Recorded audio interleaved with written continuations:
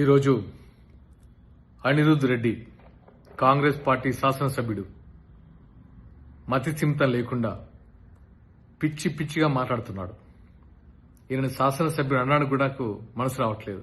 అసలు ఈయన ఎమ్మెల్యే ఎలా అయ్యారో కూడా అర్థం కావట్లేదు. తెలంగాణలో పుట్టి తెలంగాణలో పెరిగి తెలంగాణలో పోటీ చేసే అభ్యర్థుల గురించి ఈయన పిచ్చి పిచ్చిగా మాట్లాడుతున్నారు. సిగ్గుండాలా? అసలు మీకు సిగ్గుందా?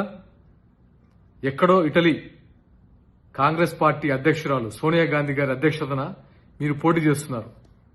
మీకు సిగ్గుందా? ఒకసారి ఆలోచించుకోండి. మీకు రాజ్యాంగ విలువలు, ప్రజాస్వామ్యం తెలియకుండానే ఎమ్మెల్యే అయిపోయారు. ఎవరు ఎక్కడి నుంచి అయినా పోటీ చేయొచ్చు ఆ మాత్రం తెలియకుండా ఎమ్మెల్యే అయిపోయారు. మేము తెలంగాణలో 336 మందికి, బడుగు బలహీన వర్గాలు, అతి సామాన్యులకి, పోరాట స్ఫూర్తి ఉన్న వాళ్ళకి, హక్కుల కోసం పోరాడే వాళ్ళకి టికెట్లు ఇచ్చాం. మీరు ఎలాంటి వాళ్ళకి ఇచ్చారో మీకే తెలుసు. ఆర్థికంగా లేకపోయినా గుండె ధైర్యంతో పోరాడుతున్నారు జనసేన కార్యకర్తలు. ఇక్కడ పవన్ కళ్యాణ్ గురించి మాట్లాడే అర్హత నీకుందా? నీ జీవితంలో ఎప్పుడైనా నీ స్వంత మనీ తీసి నీ నియోజకవర్గ ప్రజలకు ఇచ్చావా? పవన్ కళ్యాణ్ గారు పదవిలో ఉన్నా లేకపోయినా సరే ఆయన స్వంత మనిని, కుటుంబాన్ని పక్కన పెట్టి సరి అందరికీ తన స్వంత కష్టాజితాన్ని పనిచేశారు ఎప్పుడో.